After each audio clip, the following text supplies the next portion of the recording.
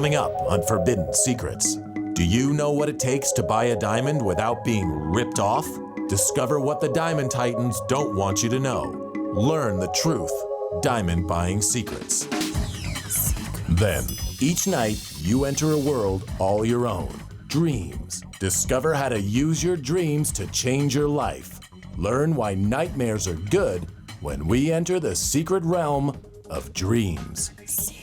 Plus, a Forbidden Secrets exclusive. For the first time ever on television, the highest-ranking Russian agent ever to defect reveals the most terrifying secret of all. During the Cold War, Soviet agents buried hundreds of suitcase-sized nuclear bombs. These nuclear time bombs could now be anywhere. Below your city, under your neighborhood. Your backyard could be ground zero. Discover the secret. Learn the truth. Next on Forbidden Secrets.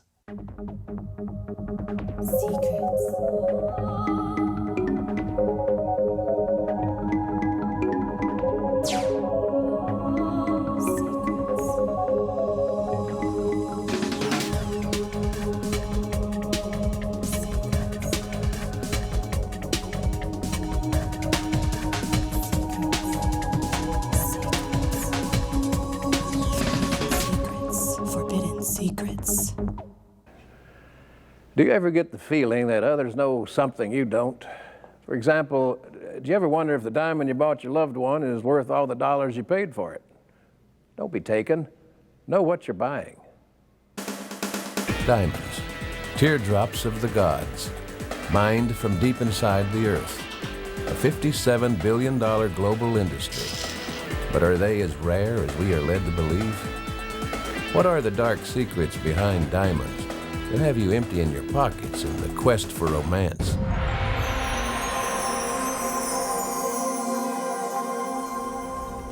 Ten, 12 years back, the diamond business was a lot more secretive business. Wars continue to rage over them. But what is it that makes diamonds so valuable? There are a lot of people that like a lot of flash for a little cash. The secret behind high-priced diamonds is that the vast majority sold throughout the world are controlled by one company, and that company has been banned from doing business in the United States. For over 7 decades, De Beers, the South African-based diamond conglomerate, has led the world into believing that diamonds are far more rare than they really are. In fact, new sources of diamonds are being discovered all the time. And if it wasn't for De Beers' monopoly over the worldwide gem market, the price of diamonds would drop to rock bottom. That ring you paid thousands for would only be worth a couple of $100. Gemology was once a science reserved for the very few, and the truth about the abundance of diamonds was a well-guarded secret designed to keep prices artificially high. That's right, no matter where you go to buy a diamond, you're getting ripped off. But for the wholesalers who want to stay in business, they have little choice except to pay De Beers' inflated prices. The wholesale diamond industry is a worldwide industry, and because of the way rough enters the market and cutters manufacture the rough and then distribute it through the major centers of the world, the pricing structure for diamonds is really quite tight. Although the truth about diamonds is beginning to get out, American consumer demand for the clear stones just keeps growing. But for the determined consumer who knows little or nothing about the global diamond industry, what's the secret to getting the best diamond for their dollar? The Gemological Institute of America is a nonprofit organization based in California whose mission has been to develop standards for diamonds and gems to help people from being sold a bill of goods. I think the secret to making a wise diamond purchase is, first of all, be informed. Learn as much as you can about the 4 C's: color, clarity, cut, and carat weight. I also feel it's helpful to get a quality analysis from GIA. You're getting a product that is a third-party documentation from the world's leading authority in gemology. GIA's 4 C's diamond grading system was developed in the 50s and is now the standard by which all diamonds are graded worldwide. The first C, color, starts with the letter D, representing the whitest or the best, and descends to the letter Z, more yellow. The second C, clarity, refers to how many flaws or inclusions there are in the diamond. It's extremely important to view the diamond loose and not fixed to determine its clarity. It's easier to conceal a diamond's flaws when it's mounted. Cut is the third C. A diamond gets its brilliance by cutting and polishing its facets to allow the maximum amount of light to enter its table, to be refracted and dispersed throughout. If a diamond is not well cut, you're really not going to get the fire and the brilliance, which finally, that's the visual effect that we see. The final C is carat. Too many jewelers simply approximate carat weight, shortchanging your diamond buying dollar. I also feel it's helpful to get a laser inscription on your diamond. It provides security and it connects the report with the diamond itself, and I think it gives the consumer a little bit more of an edge. If you buy a stone that's well balanced on the color, clarity, cut, there you have a beautiful diamond. Well, now that you know what to look for, where do you go to find the best diamonds for your money? I'm not going to recommend that somebody go to one city or another city, number one. I'm not going to recommend that people go to a wholesaler as opposed to a retailer. What I'm going to keep stressing is that individual consumers, in my experience, want to buy from someone that they know and trust. That jeweler can give you the best value for the money. You can get a lot of information off the internet today that's free, and you can learn a tremendous amount by doing that. And I think a consumer that is well equipped with knowledge and information can then go to a local jeweler and do very well. But even if you do get exactly what you pay for, how smart of an investment is buying a pricey diamond? In a recent study published by Martin Rappaport, recognized worldwide as the ultimate authority on diamond prices, statistics reveal that you might want to think twice before buying a diamond as an investment. The study, comparing high-quality diamond prices over a 10-year period, indicates that if you purchased a 1-carat near-perfect diamond in 1990, you would have paid approximately $7,300. And that same stone today would only go for about $8,600. That's less than 2% a year. You're far better off keeping your money in the bank. Now that you know the diamond industry has stacked the deck against you, the best diamond buying advice is to know your jeweler, know what you want, and buy for love, not investment. Most don't realize that the value of a diamond is determined by how it's cut. Gemologists sometimes take weeks to plan their strategy to cut a large and valuable raw diamond. A mistake could reduce its value by tens of thousands of dollars. Would you like to know what people really think about you? It's possible to read a person's secret thoughts and desires. All you need to know is a secret vocabulary that we all speak. It's called body language. If you want to know the truth, don't listen to the words. Just open your eyes. What does he really think? What does she really mean? Love, hate, contempt, leadership, and authority. It's all there, written in a secret vocabulary we all possess. Body language.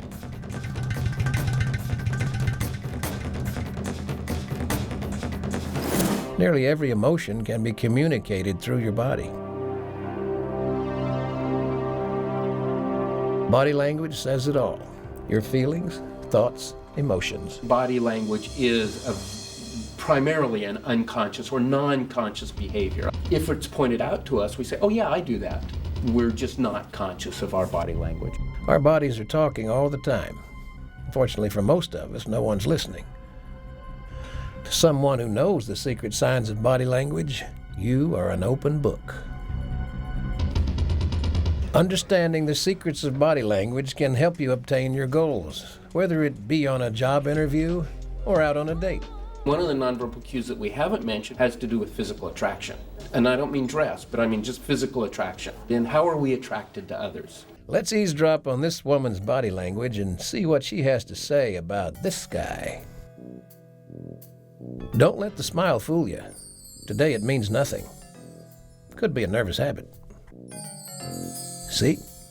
The shake of the hair. Fingers on the lips. Reaching out to touch. Moving closer. These are all vestiges of primitive mating signs embedded in our culture's body language. She's not aware she's saying what she's thinking. This woman is definitely giving out good body language signs. There are certain cues that we can learn to do. Those cues, for example, that indicate interest or concern, eye contact, so that I focus more on the person who's talking, nodding, to lean forward. And I think there are certain cues we can learn. Touch. Uh-oh, bad sign. Thinks he's doing great, but you can see she's lost interest. Shows it through her nonverbal cues. He doesn't get it now, but he will soon. Subconsciously, most people sense the nonverbal cues of body language. You can manipulate the thinking of others by giving out false body language cues. Deceiving people through your body language is especially useful in the workplace. If you know some basic body language, you can eavesdrop on the silent conversations that surround you every day. The hand on hip means this guy is confident of what he's saying. The open hand gesture is an attempt to appear honest. His right leg is forward. This is a clue he's trying to dominate the other fellow. Well, he may have succeeded. Note the scratching of the wrist, sign of insecurity. Of course, it also could be a mosquito bite. Lack of eye contact, standing with feet together. Those are signs of submission. People have a space around them called the intimate zone. It varies with cultures, but generally is 1.5 feet wide. And we reserve this space for those we know and trust. And if a stranger enters our intimate zone, our subconscious reaction is to reestablish the space by moving away. These two are sitting within their intimate zone, so we know they're close friends or wish to be. This man signals his feelings of self-confidence and superiority through his relaxed posture.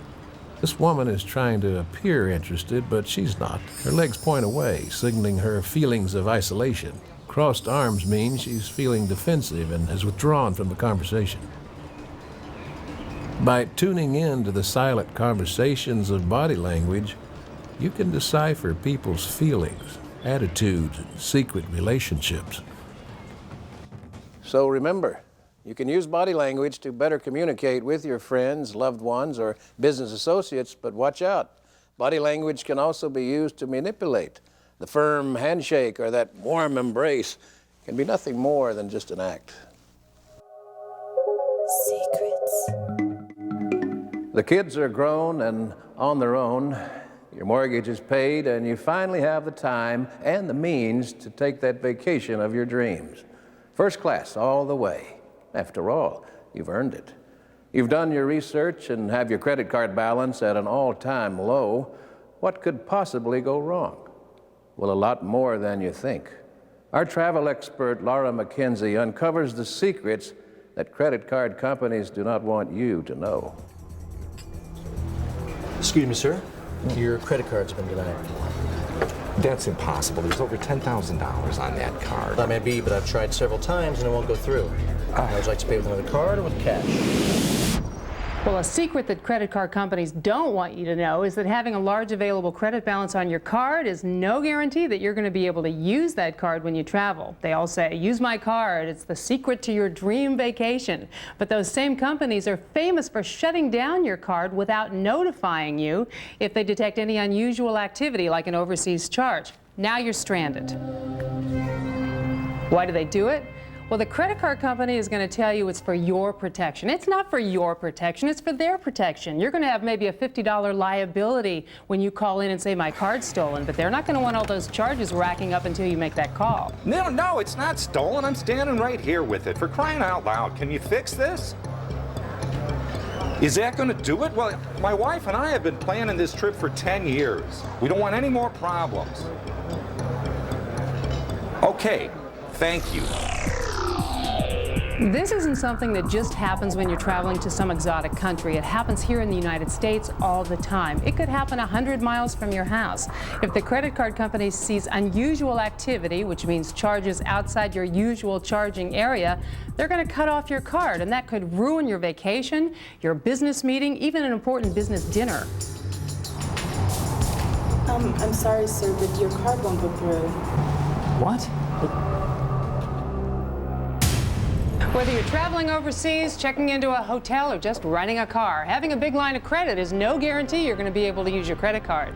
One secret that credit card companies don't want you to know is that they allow hotels and car rental companies to estimate the amount of money they think you might spend and then place a hold for that amount on your credit line.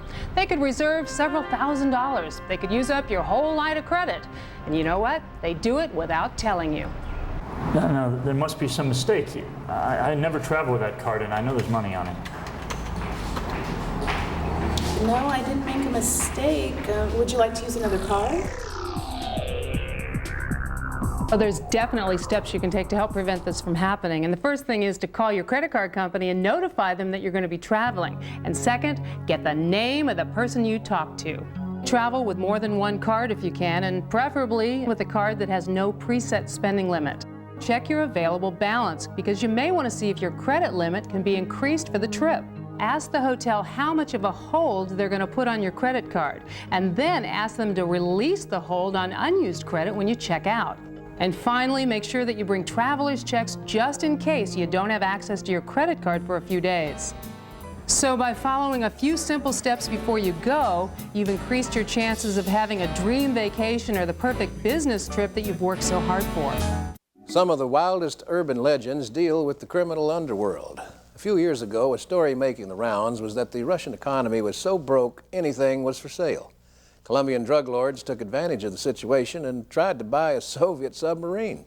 Is there any truth behind this urban legend? You'll be surprised. Run silent, run deep. Smuggled 20,000 kilos of coke in a single voyage. A secret deal no one expected to happen. I supplied them with bulletproof limos, choppers. They want the submarine. Do these guys have the money? They're the Colombians.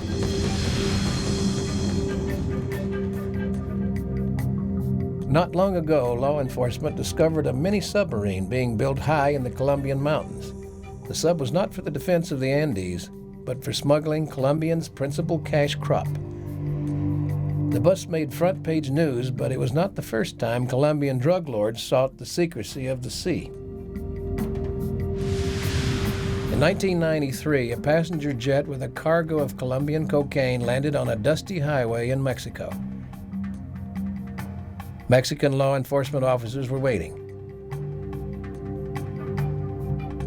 The police had been tipped off by Mexican drug lords who operated as dope smuggling middlemen for Pablo Escobar, head of the Colombian cartels. The police switched the cocaine with wood. The coke went to the Mexican drug lords.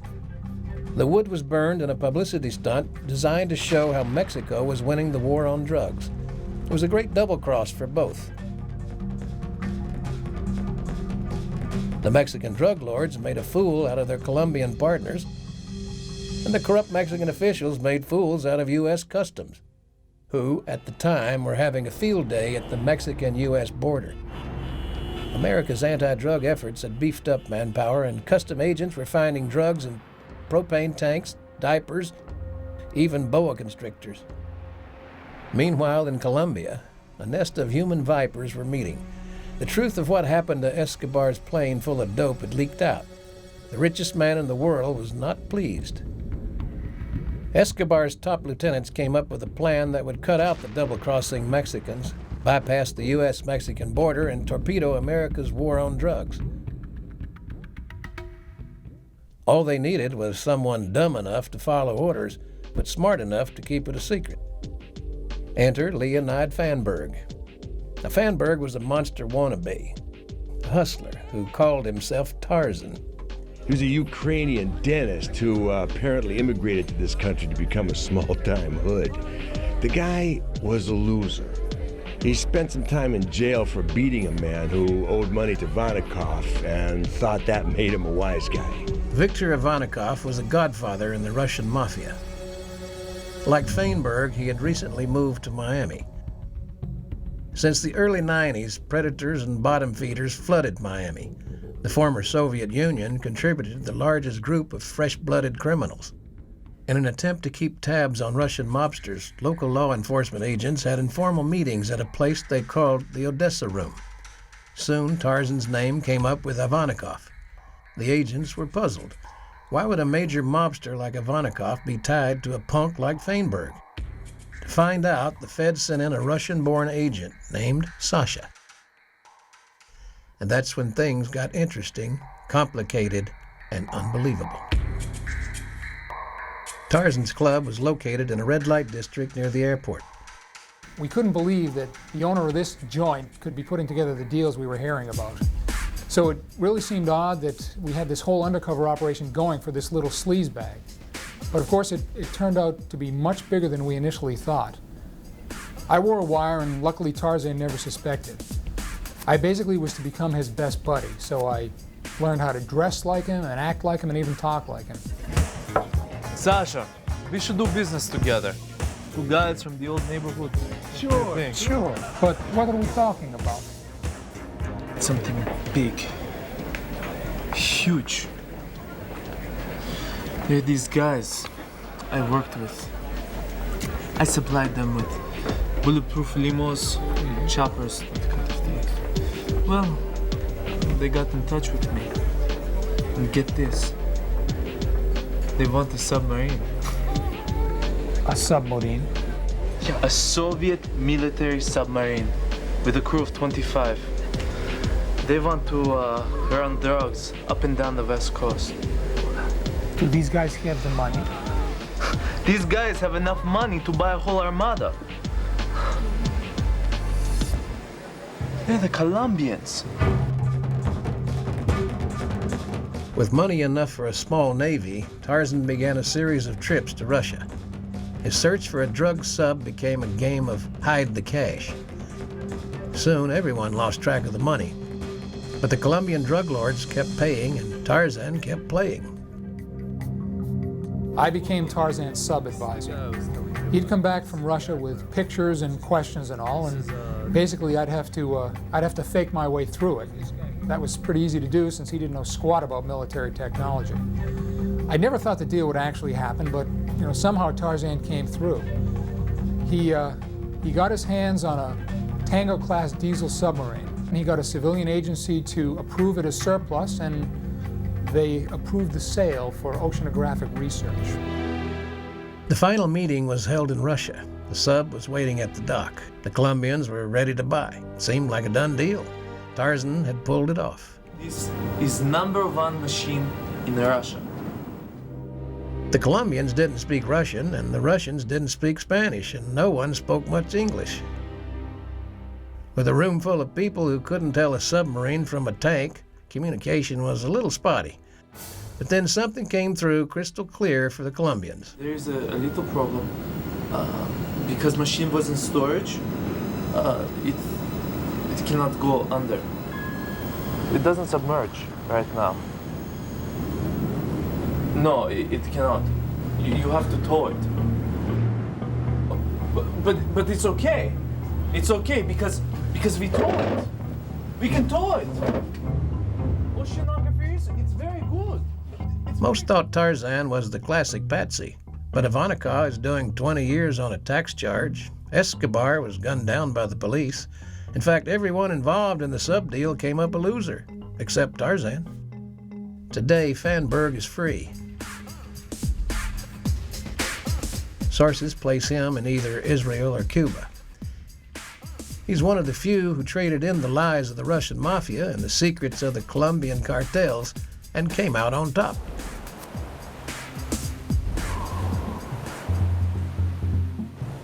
You might wonder if all the secrets have been revealed. They have not. Crime feeds on secrets and lives in a sea of lies, but running silent like a beast in the cold heart of the sea is the truth.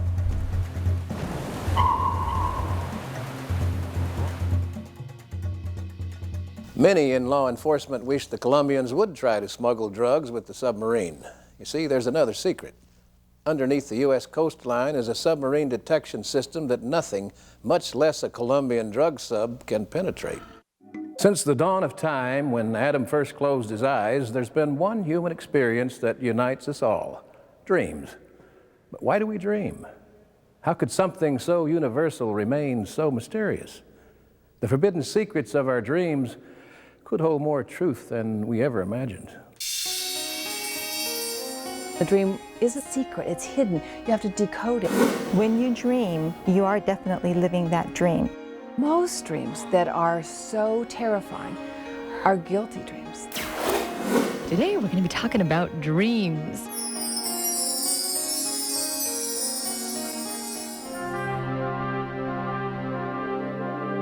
The forbidden secret about dreams.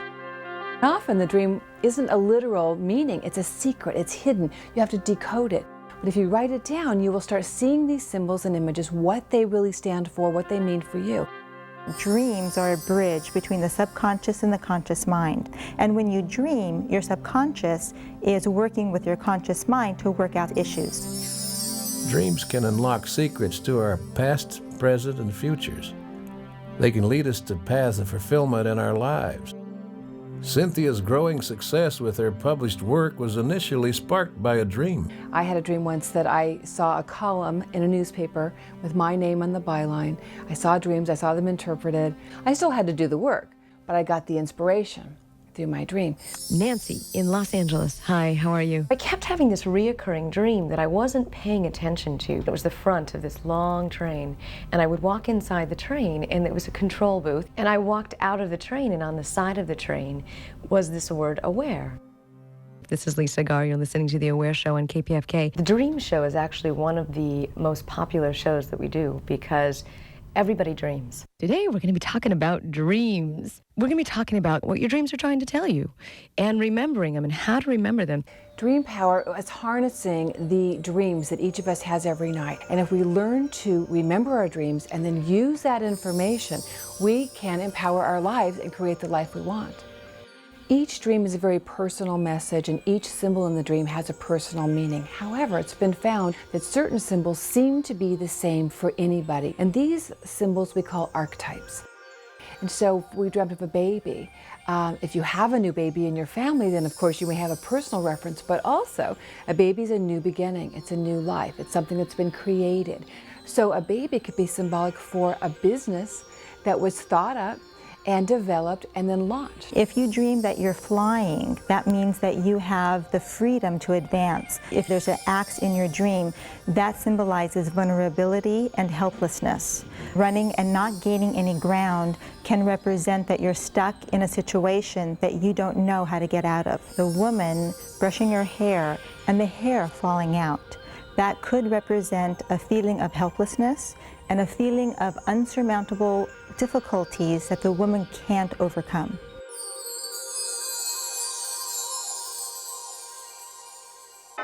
Often the dreams that stay with us are the darker dreams, the nightmares. And some people always dream about disasters, earthquakes, tornadoes. Others dream about plane crashes, things that they can actually see on the news or read in a newspaper. But do we really have anything to fear from these dreams? Perhaps you go to bed with a concern, and in your sleep you then pull in that information. My recurring dream where I woke up crying and things has to do with committing a crime like murder. It's not as scary and violent as it seems in the dream, how frightening to have, how disturbing to have a dream about murder. But what it typically is that you'd like to consciously, with forethought, put an end to something that is not working for you. And it could be somebody's strict rules. People think that nightmares are bad, and they're actually very, very telling as to what's going on in our subconscious mind. Most dreams that are so terrifying are guilty dreams. They're dreams where we've done something, and perhaps we tried to forget about it. And it's the guilt that chases. That's the bad, dark, faceless guy chasing or tormenting or with the weapon. It's that part of us that feels guilty and perhaps is punishing ourselves for doing something. If you want to stop having a terrifying nightmare, remember the dream, write it down completely. Once you analyze it and you take a look at that information, very likely you can do something about it. I have a reoccurring dream that is almost more like a nightmare. It's as if in the dream I'm constantly drugged or drunk. I have no capacity to control my thoughts, my feelings.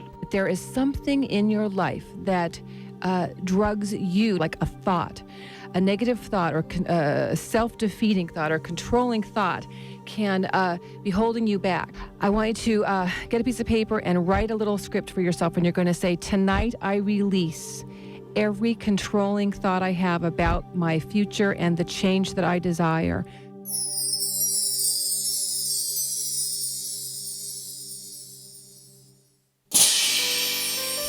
Remembering your dreams and using simple analysis is the key to breaking the secret code that your subconscious is sending you.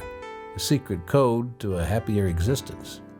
As you figure out what the dreams mean to you, you'll know that you need to apply that in your daily life, and that you are the best interpreter of your own dreams. The dreams can open the door. They can shed light on it.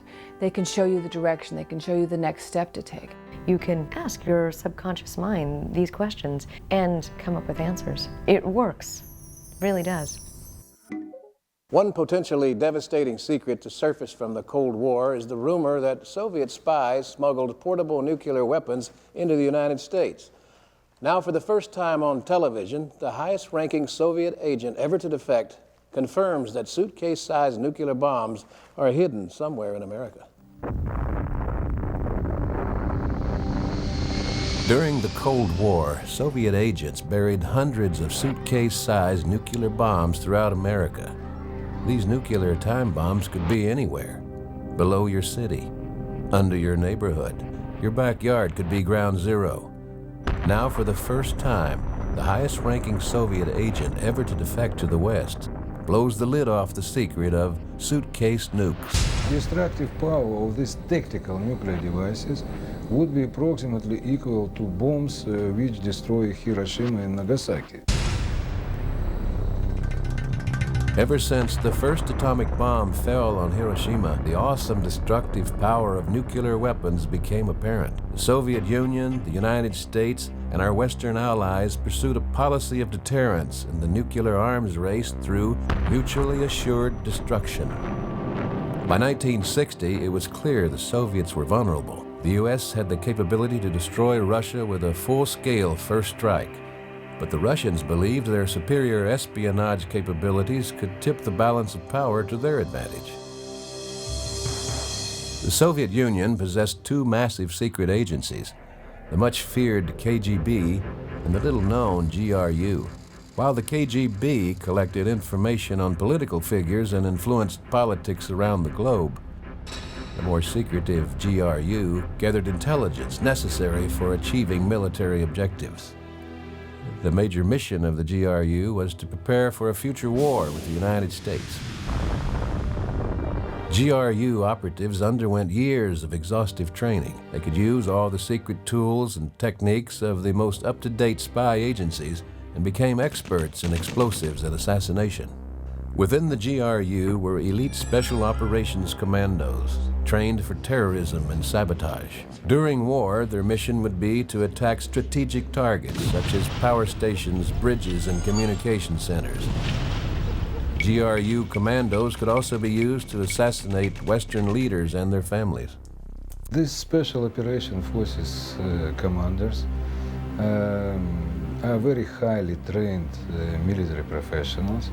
Stanislav Lunev is the highest-ranking Soviet official ever to defect. Lunev's knowledge of the secret workings of the GRU death squads has never been challenged. Currently in the Witness Protection Program, Lunev's appearance must be concealed for his own safety. You are about to hear the most shocking and frightening secret ever to emerge from the Soviet Union. During the Cold War, GRU agents smuggled advanced weapons into NATO countries. If the Soviet Union were attacked, GRU commandos would activate these secret arsenals. The most devastating of these weapons were hundreds of portable nuclear devices, known as suitcase nukes, hidden in America. And they will come here when real tension would be in place. They need to have very special weapon system to destroy very highly protected targets. So they will have nuclear weapons, chemical, biological, other weapon system. According to Lunev's shocking testimony, somewhere in the United States, suitcase-sized nuclear bombs sit patiently, waiting to be detonated. These devices could be delivered to this country by regular way as drugs are coming to this country. Will look like, you know, very popular in this country, or some kind of cooler. So it could be camouflaged like very typical, ordinary things. These suitcase nukes are small. Only 1 or 2 people could easily move them. But their destructive capabilities are awesome. Destructive power of these tactical nuclear devices would be approximately equal to bombs which destroy Hiroshima and Nagasaki. Once they were smuggled into the US and NATO countries, the suitcase nukes were hidden by the GRU to be detonated if war broke out. It's estimated over 100 nuclear devices were planted in the US and other countries. And you know that Russian Federation former National Security Council chief years ago, he authorized special inspection to make a count of these devices. And he didn't find more than 100 of these devices inside Russia. So these more than 100, more exactly about 130 tactical nuclear devices are already established in foreign countries, and not only in the United States. With the collapse of the Soviet Union, the strict controls that once governed life there are history. In a shattered and chaotic economy, people are now trying desperately to scrape out a living any way they can. The black market has grown so large and unrestricted, almost anything can be bought for a price. Some experts fear a terrorist with enough money could locate and hire former GRU operatives to retrieve and activate these secret nuclear suitcase bombs. The result would be catastrophic. That terrorist might be Osama bin Laden, who's been called the most dangerous man on earth. Bin Laden was indicted by the U.S. government for masterminding the 1998 bombing of the U.S. embassies in Kenya and Tanzania. The indictment stated he has made efforts to obtain the components of chemical and nuclear weapons. It's possible to believe that bin Laden bought some of these devices from former Soviet Union republics. Congress denies the existence of suitcase nukes planted in the U.S. by Soviet agents. Without the cooperation of former GRU agents, it's unlikely the location of these nuclear bombs can ever be determined. Until their secret locations can be obtained from Russian intelligence sources, these small nuclear bombs will remain, and maybe as close as your own backyard.